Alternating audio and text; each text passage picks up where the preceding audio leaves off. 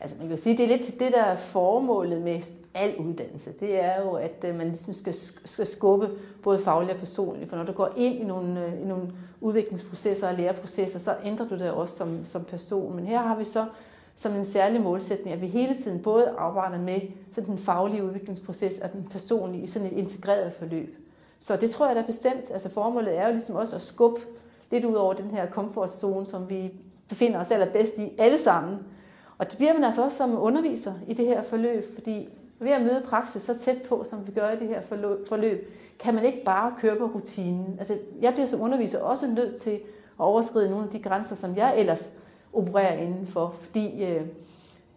fordi det spil, der foregår på kurset, har en sådan karakter, at det skubber, og det synes jeg er vældig godt. Men det er tilpas skub.